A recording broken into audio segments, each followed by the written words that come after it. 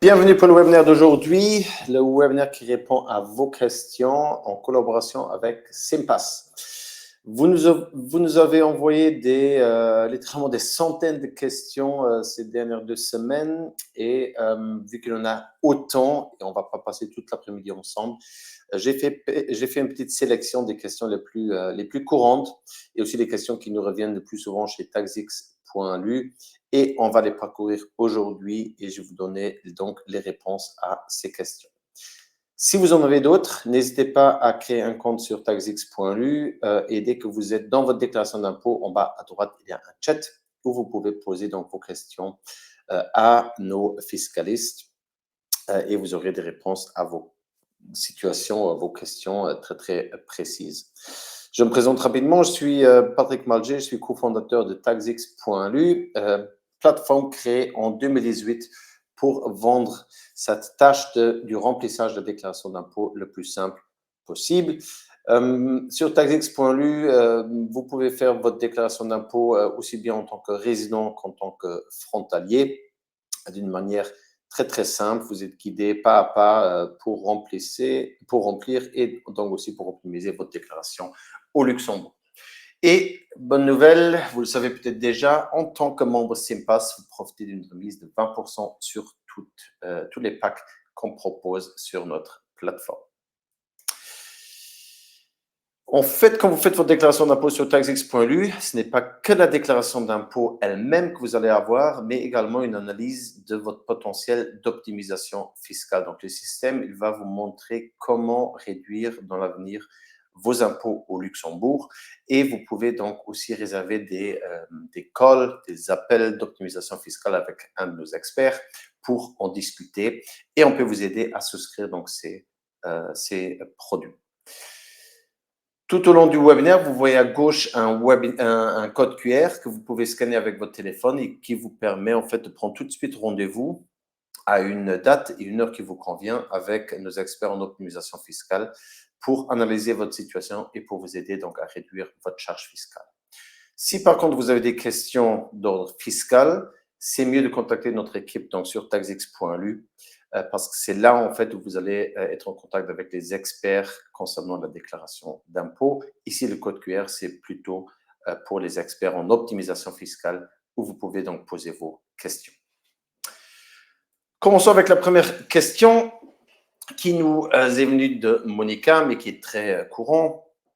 Donc, en cas de divorce ou en instance de divorce, monsieur et madame peuvent-ils faire une déclaration d'impôt séparée et payer les avances ou les sommes dues en séparé, ou bien doivent-ils procéder ensemble pendant 3 ans? Donc, pour l'année du divorce, vous faites encore une déclaration d'impôt collective. Donc, si vous vous divorcez là en 2025, la déclaration 2025, vous allez encore la faire ensemble. Et sur cette même déclaration, vous allez donc indiquer tous vos revenus de vous et de votre ex-partenaire. Et ensuite, vous allez être imposé en classe d'impôt 2, donc sur l'intégralité des revenus du ménage. Vous pourriez opter pour une individualisation, donc en fait de demander de faire une déclaration individuelle, mais attention, il se peut que par après, de manière automatique, le fisc va ne plus vous permettre d'être en période transitoire. Et donc, la période transitoire, de quoi est-ce qu'il s'agit? En fait, les 3 années qui suivent, donc l'année du divorce, vous allez rester en classe d'impôt 2, mais seulement sur les revenus individuels de chacun, ce qui signifie un gain fiscal qui est quand même très, très important. Donc, pendant cette période transitoire, vous faites votre déclaration d'impôt toute seule, mais les revenus ils resteront donc imposés en classe d'impôt 2. Donc, vous profitez en fait d'un gain fiscal très important. Et ce n'est que la 4e année après le divorce que vous allez donc tomber en classe d'impôt 1 pour les célibataires ou un A si, par exemple, vous êtes monoparentaux, si vous avez des enfants à charge. Et là, bien évidemment aussi, les revenus sont donc imposés individuellement, plus rien à voir avec les revenus de votre ex-conjoint. Hakim, il nous pose comme question, j'ai commencé à travailler au Luxembourg le 30 juin 2025 et je me suis marié le 2 septembre avec une résidente luxembourgeoise. Maintenant, je vis au Luxembourg, dois-je faire ma déclaration? Donc, si vous êtes marié, Et tous les deux, vous travaillez au Luxembourg. Oui, il faut faire une déclaration donc au Luxembourg pour 2025. Et vous allez indiquer à ce moment-là tous les revenus perçus pendant ces années-là de votre nouveau ménage. Stéphanie nous demande s'il est intéressant de se marier si on est en couple, dont l'un travaille au Luxembourg et l'autre en France, sachant que ce dernier gagne plus. Si la personne qui travaille en France gagne plus, vous pouvez faire la déclaration d'impôt ensemble. Or, ce n'est pas financièrement intéressant. Donc, il est plus avantageux de faire une déclaration individuelle si votre conjoint, lui, il travaille en France, en Belgique ou en Allemagne et il gagne plus que vous. Donc, si cette personne qui travaille en France gagne moins, alors il reste avantageux de faire une déclaration collective, donc à deux. Zara nous demande comment puis-je faire ma déclaration d'impôt au Luxembourg, sachant que mon conjoint, lui, il travaille en France, sachant que nous sommes mariés et on a un enfant ensemble. Donc, c'est ce que je viens de dire. Si le revenu de monsieur en France est supérieur au vôtre au Luxembourg, ne faites pas de déclaration jointe. Cela n'est pas intéressant financièrement. Faites une déclaration individuelle. Zara, donc, vu que vous avez un enfant à charge, donc si vous touchez les allocations familiales au Luxembourg, vous pouvez donc ajouter cet enfant-là sur votre déclaration individuelle. Si le revenu de monsieur en France est inférieur au vôtre au Luxembourg, alors une déclaration commune est en principe financièrement plus intéressante. Les revenus de monsieur à ce moment-là sont également ajoutés sur la déclaration luxembourgeoise, mais comme revenus exonérés. Donc, ces revenus-là, ils ne vont pas être imposés directement au Luxembourg, mais ils auront un impact sur l'imposition de vos revenus luxembourgeois. En tant que frontalier, comment déclarer les revenus et dépenses des biens en location au Luxembourg et en dehors du Luxembourg? Donc, si vous avez un bien que vous donnez en location, il faut également déclarer donc, les revenus locatifs et cela se fait à travers le formulaire 190-210 qui est ajouté donc, à la déclaration d'impôt elle-même, le formulaire 100. Si le bien en location est situé au Luxembourg, alors ces revenus de location ne sont pas exonérés, donc ils vont être imposables au Luxembourg. Si par contre le bien il est donné en location et se situe en dehors du Luxembourg, alors le revenu il est exonéré.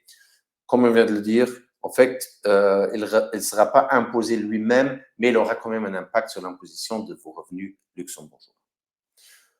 Revenu locatif imposable, bon, en fait, il n'y a pas le loyer brut qui va être imposable, mais c'est les loyers que vous percez de votre locataire, moins différentes déductions. Quelques exemples de déductions. Par exemple, les intérêts que vous payez sur un prêt immobilier sont déductibles ici sans aucun plafond. Il y a l'amortissement qui est déductible, donc c'est un certain pourcentage sur le prix que vous avez payé pour ce bien. Les charges non remboursées par le locataire sont déductibles, la taxe foncière, des réparations, des rénovations, l'amortissement de la cuisine et bien d'autres. Donc ici, le plus simple, c'est vraiment de faire votre déclaration d'impôt sur taxx.lu. Pas besoin de faire des calculs, par exemple, pour l'amortissement vous-même. Il vous suffit d'indiquer les données que vous connaissez, par exemple la date d'acquisition, la date de construction du bâtiment. Et en fonction de ces données-là, le système, automatiquement, il va donc également vous calculer donc l'amortissement. Et en plus, vous allez voir toutes les différentes catégories de déductions qui sont possibles pour éviter de passer à travers une certaine déduction pour déterminer vos revenus locatifs imposables. Francine nous demande si les revenus locatifs non imposables en France grâce au statut LMNP, location meublée non professionnelle, sont-ils déclarables et imposables au Luxembourg? Si oui, à quel endroit de la déclaration? En fait, les revenus locatifs sont à déclarer donc, sur la déclaration luxembourgeoise et ceci comme revenus exonérés, comme on vient de le voir, donc pas d'imposition au Luxembourg, mais impact sur l'imposition des revenus luxembourgeois. Et pour cela, il faut donc remplir le formulaire 190-210 et donc l'ajouter à votre déclaration d'impôt, qui est donc le formulaire 100. Tout cela parfaitement possible sur notre plateforme. Valérie qui nous demande s'il est possible de comptabiliser au titre des dépenses spéciales les frais d'acquisition de la résidence principale et ceux liés à l'acquisition de biens ne constituant pas la résidence principale. En fait, on va encore venir dans quelques minutes sur les déductions pour votre résidence principale, mais en fait, s'il s'agit d'une résidence secondaire, donc un appartement que vous achetez je sais pas, au sud de la France et que vous ne donnez pas en location, à ce moment-là, vous pouvez seulement déduire les intérêts du prêt immobilier donc pour ce bien, mais pas dans la catégorie immobilière dans la déclaration, mais comme dépenses spéciales dans la catégorie assurance et intérêts sur prêt personnel. Donc, ce prêt immobilier, dans ce cas d'une résidence secondaire, il sera considéré comme un prêt personnel. Et là, le plafond dans cette catégorie, il est de 672 € par personne au ménage. S'il s'agit d'un investissement locatif, comme on vient de le voir, là, les intérêts que vous payez sur le prêt immobilier pour cet investissement locatif, vous pouvez le déduire des loyers perçus sans aucun plafond. Et d'autres frais, comme on vient de le voir également, sont également donc déductibles. Il y a le formulaire 190-210 qui est à remplir. Florence nous dit que sa fille est depuis novembre 2024 considérée comme adulte handicapée. Comment dois-je la déclarer dans la prochaine déclaration? Elle vit avec moi et elle va dans un institut spécialisé la journée. Elle touche une allocation handicapée française à son nom. Donc, dans la partie enfants de la déclaration luxembourgeoise, il y a donc des champs spécifiques pour les enfants handicapés adultes, âgés de plus de 21 ans, qui font toujours partie du ménage. Et donc, à ce moment-là, cet enfant, il sera considéré comme enfant faisant partie du ménage. Et donc, vous pouvez profiter d'une augmentation des plafonds déductibles. Et si vous êtes monoparental, également de la classe d'impôt 1A. Ici, c'est important au moins pour la première déclaration d'impôt avec ce nouveau statut, d'ajouter à la déclaration d'impôt tous les certificats, toute documentation que vous avez qui certifie donc que votre enfant est sous ce statut. Véronique nous demande son fils qui est étudiant et donc elle a un loyer pour son appartement à payer et d'autres frais liés donc à ses études. Puis-je déduire ces frais? Malheureusement, Véronique, ce n'est pas déductible. Or, donc, aussi longtemps que votre enfant il est étudiant, il sera considéré comme faisant partie de votre ménage, même s'il habite dans une autre ville, dans un autre pays. Donc, vous pouvez toujours profiter de l'augmentation des plafonds déductibles.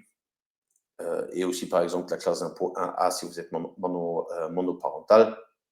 Mais sinon, il n'y a pas de déduction qui est possible.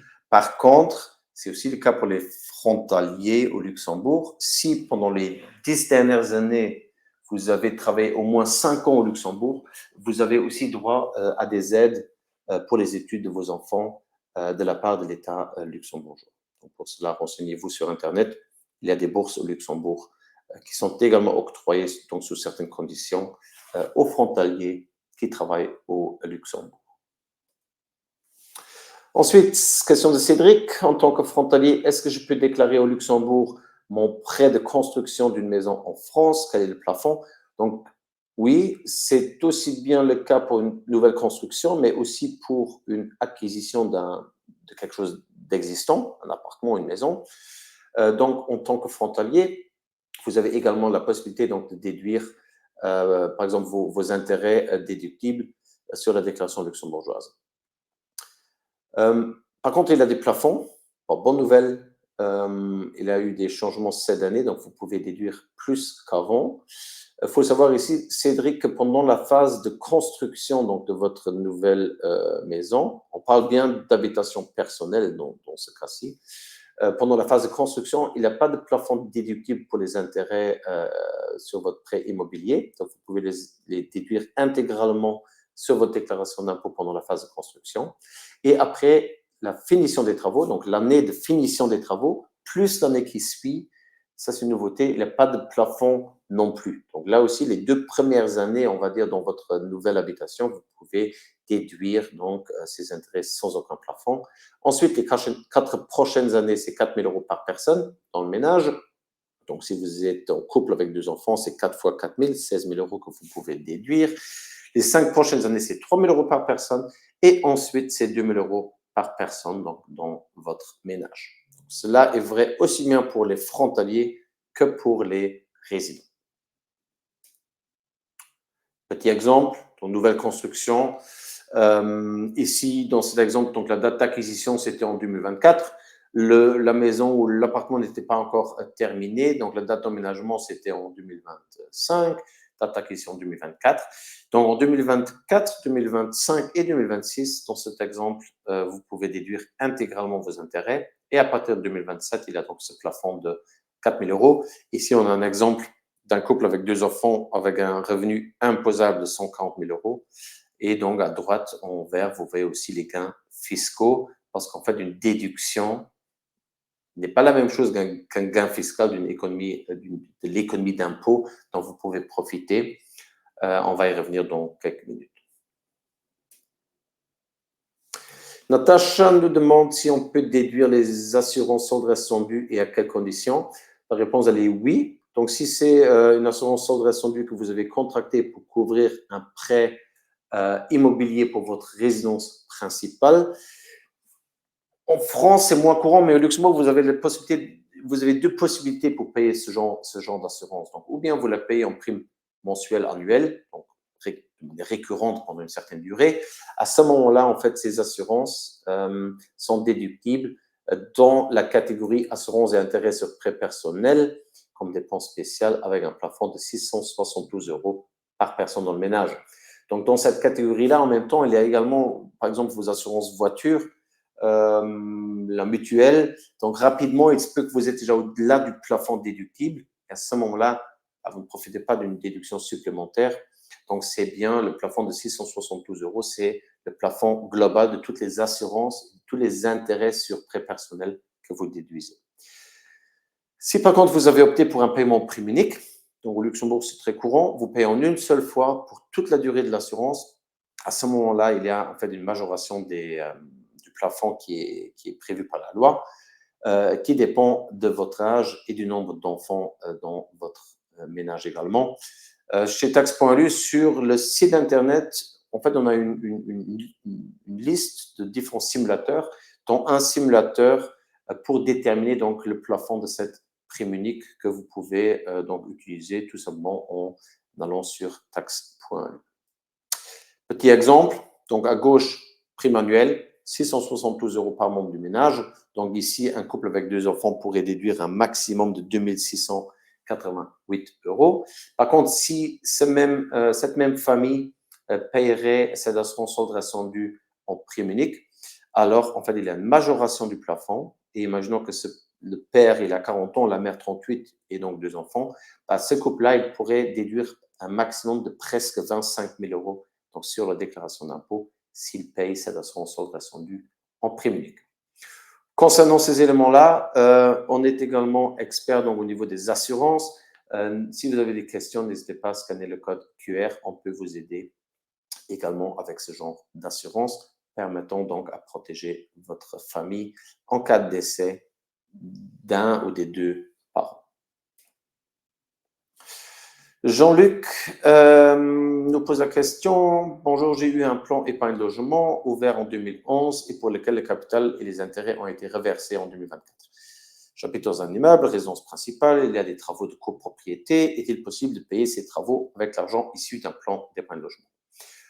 C'est vrai que si vous touchez l'argent d'une épargne logement, à ce moment-là, vous êtes censé l'utiliser pour votre résidence principale. Donc, ou bien pour une rénovation, ça peut être pour votre maison, ça peut aussi être pour la copropriété, ou bien pour la construction ou l'acquisition d'une nouvelle résidence principale, ou bien vous pouvez aussi l'utiliser pour un remboursement sur un crédit immobilier.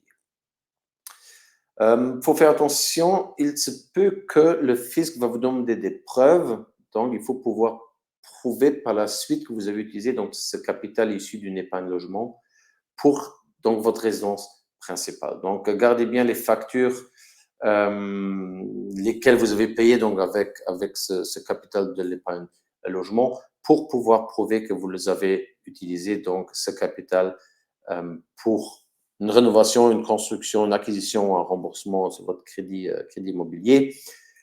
Au pire des cas, le fisc peut sinon vous interdire de déduire une nouvelle épargne logement ou même, dans certaines situations, vous demander un remboursement de votre des gains fiscaux des années précédentes. Marina nous dit qu'à notre décompte fiscal, suite à la déclaration d'impôt, après notre mariage, nous avons dû rembourser un montant plus élevé, plus de ce que nous avons eu comme réduction des taxes lors de nos fiches de paye après le mariage. À quoi cette situation est-elle due? En fait, pour les résidents au Luxembourg, pour les frontaliers, c'est un peu différent. Je vais y revenir tout de suite. Mais pour les résidents, en fait, il y a, donc, suite à un mariage, il y a un des deux conjoints qui va être imposé donc, mensuellement avec un taux fixe de 15% sur son salaire mensuel, et l'autre personne va être imposée en classe d'impôt 2 en fonction donc, du barème. Or, malheureusement, cela bien souvent ne suffit pas pour couvrir l'intégralité des impôts qui sont à payer donc, par ce couple. On va voir un exemple dans une minute. Et donc, voilà pourquoi beaucoup de couples mariés, suite à leur première déclaration d'impôt, ils doivent de l'argent à l'administration fiscale. Et ensuite, l'administration fiscale va déterminer donc des avances qui sont donc à payer trimestriellement pour éviter qu'à la fin de l'année prochaine, vous devez encore une fois des montants aussi conséquents. Petit exemple d'un couple marié qui est résident. On va revenir tout de suite à la situation des frontaliers qui est différente mais similaire. Donc, ce couple marié, une personne gagne 100 000 en imposable, la deuxième personne 40 000. Donc, en total, ils auraient un impôt total à payer de 34 302 € par an. Or, la retenue à la source sur leur salaire, donc la personne 1 a eu une retenue de plus ou moins 19 500 € effectuée par son employeur. La personne 2, donc 15% sur les 40 000 d'imposables, c'est donc 6 000 € de retenue à la source. Donc, en total, la retenue à la source s'élève à 25 487 €. Or, on vient de voir que l'impôt total à payer est de 34 302. Et donc, il y a à ce moment-là un impôt restant à payer de 8 815 €. Qu'est-ce qui se passe par la suite? Le fisc va vous réclamer donc ces 8 800 et ensuite va vous demander de payer des avances trimestrielles de plus ou moins 2 200 €. Donc, ce qui, sur une année, fait à peu près les 8 800 qui étaient à payer pour éviter qu'à la fin de l'année prochaine, vous avez encore une fois un montant tellement élevé à payer.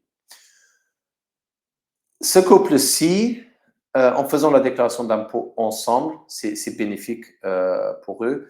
A priori, dans la plupart des cas, c'est toujours plus intéressant de faire sa déclaration d'impôt ensemble, et donc aussi les couples mariés, même si ici, il y a de l'impôt dû à la fin de l'année, sur toute une année fiscale, vous payez moins d'impôts que si vous feriez deux déclarations individuelles.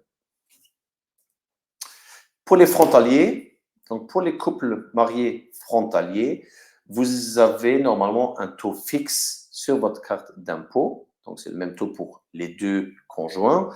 Ici, un exemple, donc il y a un taux fixe pour la personne 1 de 20% qui a été déterminé à un certain moment. Pour la deuxième personne aussi, un taux fixe de 20%. Donc, en total, la retenue à la source était de 28 000 €. L'impôt total à payer, c'est le même montant qu'on vient de voir, donc les 34 302. Et donc, à ce moment-là, ici, il y aurait un impôt restant à payer de 6 302 €. Comment est-ce que le fisc luxembourgeois va réagir face à cela? Il ne va pas vous demander à payer des avances, mais il va tout simplement adapter votre taux fixe. Donc, dès que le fisc luxembourgeois a fait ce constat, il va normalement donc adapter votre taux fixe sur votre carte d'impôt. Il va en informer votre employeur et automatiquement, ils ne vont donc plus appliquer un taux de 20% sur votre salaire mensuel, mais un taux de 25% pour éviter qu'à la fin de l'année prochaine, vous allez encore une fois vous retrouver avec un impôt restant à payer de 6 300 €. Notre conseil ici, si vous avez une augmentation de salaire durant l'année et que vous êtes couple marié frontalier avec un taux fixe, informez-en le fisc luxembourgeois pour qu'ils adaptent déjà en cours de l'année votre taux fixe pour éviter de mauvaises surprises à la fin de l'année. Léa nous dit qu'elle est frontalier belge et célibataire. Elle gagne plus ou moins 41 000 bruts par an. Est-il avantageux de faire une déclaration d'impôt au Luxembourg? Est-il conseillé de prendre une épargne pension au Luxembourg? Cela peut être avantageux si vous avez des déductions possibles. Donc, déduction possible, par exemple, des intérêts sur un prêt personnel ou un prêt IMO. Si vous avez des assurances, par exemple, la responsabilité civile pour votre voiture, une mutuelle, une assurance vie. Si vous avez déjà une assurance pension ou une épargne logement, alors à ce moment-là, a priori, c'est toujours avantageux de faire une déclaration d'impôt au Luxembourg. Petit exemple, là pour Léa, avec ce salaire brut, si Léa, vous déduisez 1000 euros sur votre déclaration d'impôt luxembourgeoise, le fisc va vous rembourser à peu près 250 euros. Donc, pour répondre à la deuxième question sur l'épargne pension, oui, ça peut faire du sens. Même si aujourd'hui vous êtes jeune, vous pouvez déjà en ouvrir un tel contrat avec un investissement peut-être de 50 euros par mois que vous pouvez ensuite déduire donc, sur votre déclaration d'impôt. Et comme je l'ai dit déjà avant, chez Tax.lu, on peut également vous conseiller là-dessus. Pourquoi est-ce que Léa, elle profite d'un gain fiscal de 250 euros si elle déduit 1000 euros sur sa déclaration d'impôt? En fait, ces gains fiscaux, ils dépendent du revenu du contribuable. Exemple, pour un célibataire qui gagne plus ou moins 3 000 euros bruts par mois, le gain fiscal est plus ou moins 21%. Une personne célibataire qui gagne 12 000 euros bruts par mois et un gain fiscal de presque 43%. Donc, cette dernière personne, si elle déduit 1 000 euros, elle va profiter d'un gain fiscal de 430%.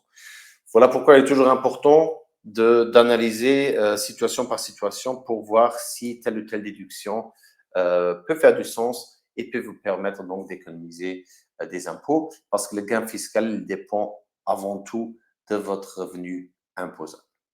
Pour faire simple, plus vous gagnez, plus vous pouvez aussi profiter d'allègements fiscaux, même si d'un point de vue social, on va dire, c'est pas très juste, mais malheureusement, tel est le système. Marco nous demande quels sont les produits financiers qu'on peut utiliser pour diminuer l'assiette imposable et quels sont les différents plafonds pour chacun d'eux. Ici, il y a d'autres déductions qui sont encore possibles, comme la crèche, personne qui fait le ménage chez vous. Mais là, vu que Marco il nous pose la question pour les produits financiers, j'en ai sorti donc 3, l'épargne prévoyance vieillesse, donc un contrat de pension privée. Ici, vous pouvez déduire un maximum de 3 200 euros par contribuable, donc par adulte dans votre ménage, on va dire. Donc, un couple peut déduire jusqu'à 6 400 euros et en fonction de ses revenus, peut réduire sa charge fiscale d'à peu près 2 668 euros.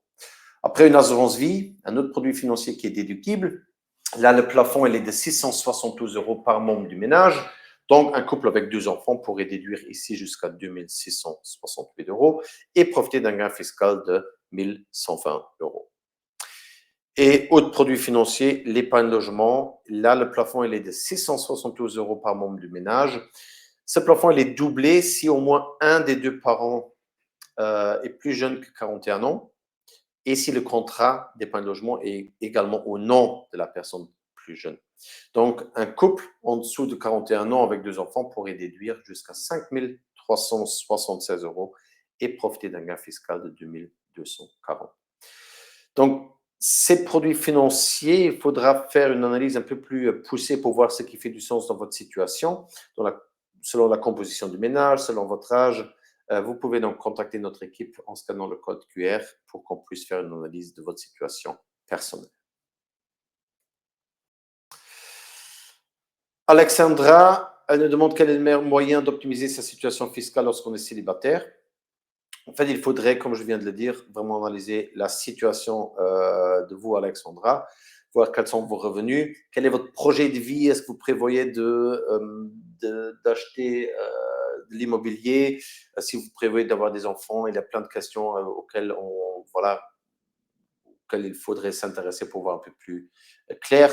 Après, ce qui est clair, à un certain moment, vous allez être à l'âge de la retraite et donc il n'est jamais trop tôt pour préparer donc cette période de votre vie. Et donc, un contrat de pension privée pourrait faire du sens au niveau de l'optimisation fiscale et vous pouvez déjà ouvrir un tel contrat à partir de 50 euros par mois. Donc là aussi, n'hésitez pas à nous contacter si vous voulez avoir plus d'informations.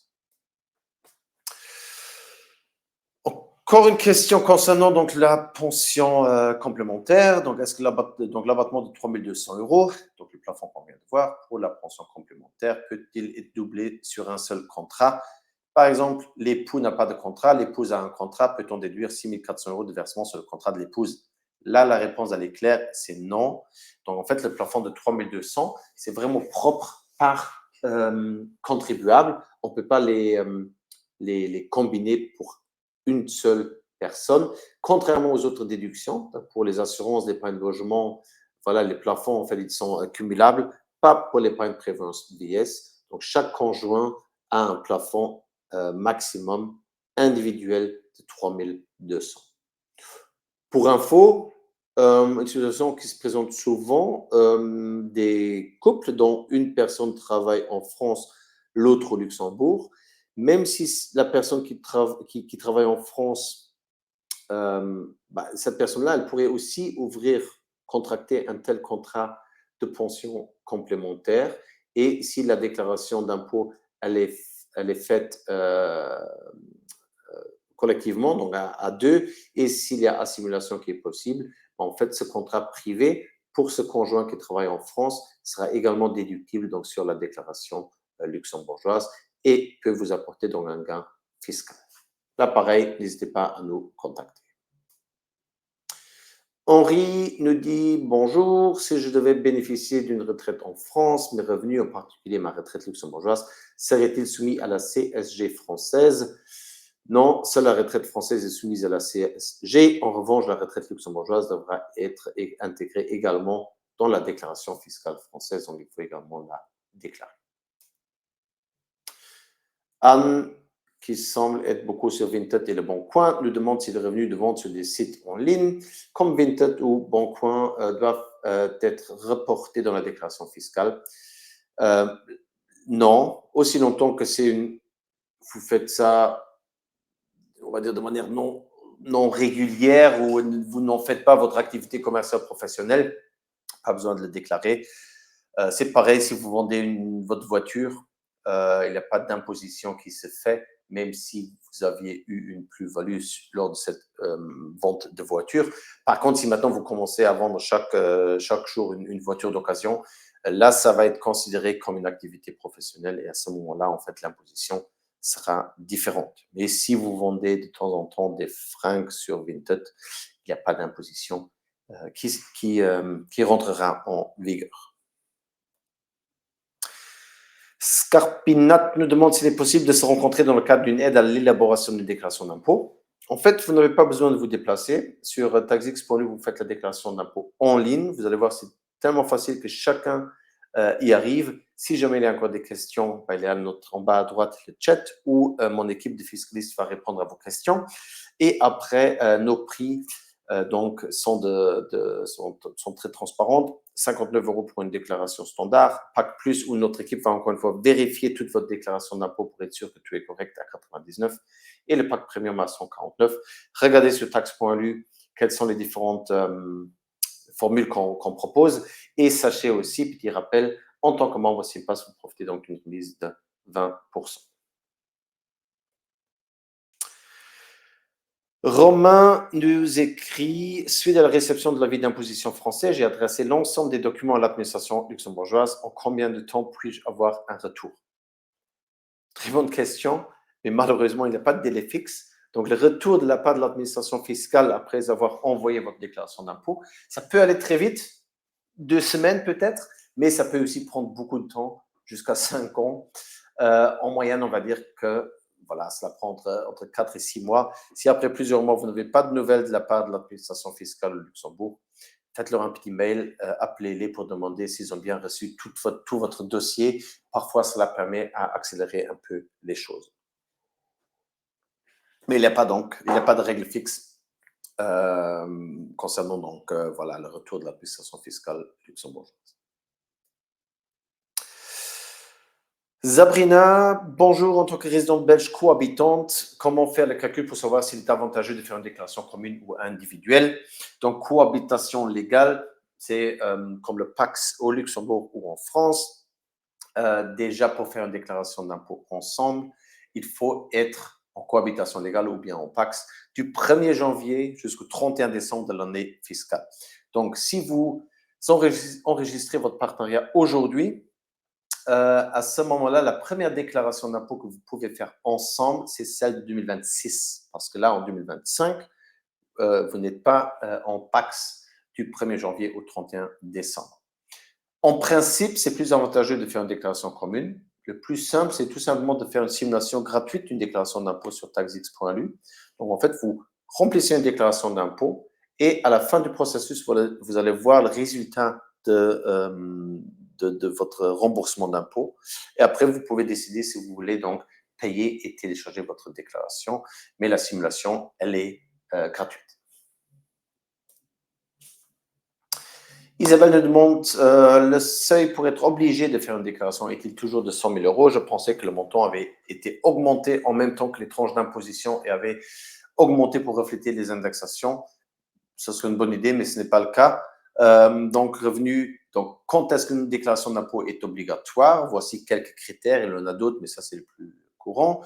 Si le revenu imposable est supérieur à 100 000 euros, si vous êtes marié et que vous avez deux revenus et un total supérieur à 36 000 euros, si vous avez plusieurs emplois simultanés d'un total supérieur à 36 000 euros, si vous avez des revenus non imposés à la source au Luxembourg, comme par exemple les revenus locatifs, vous devez en faire une aussi.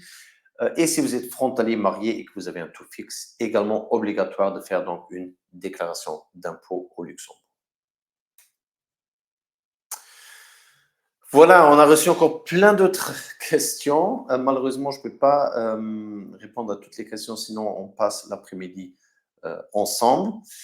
Si vous avez des questions, n'hésitez donc pas à contacter mon équipe sur help@tax.lu ou bien par chat. Et là, la grande question, comment faire sa déclaration d'impôt? Si vous ne l'avez pas encore fait pour 2024, vous pouvez la faire sans aucun souci sur taxx.lu et profiter de votre remise SIMPAS de 20%. Comment profiter de cette remise? Pour cela, loguez-vous sur le portail de SIMPAS et là, vous allez trouver toutes les informations donc, nécessaires pour le faire. Si l'optimisation fiscale vous intéresse, vous pouvez donc scanner ce code QR, prendre rendez-vous avec mon équipe, on va vous appeler et lors d'un petit appel téléphonique, on va faire le point ensemble. Si vous avez des questions d'ordre fiscal, évitez de prendre rendez-vous à travers ce code QR parce que là, en fait, il y a des experts en optimisation fiscale qui vont vous répondre, qui ne sont pas forcément experts dans tous les domaines de la déclaration d'impôt. J'espère que ce petit webinaire vous était utile et que j'ai pu répondre quand même à un certain nombre de questions. Et donc, voilà, je vous remercie pour votre attention et à la prochaine édition du webinaire organisé par taxx.lu et SIMPAS. Merci beaucoup.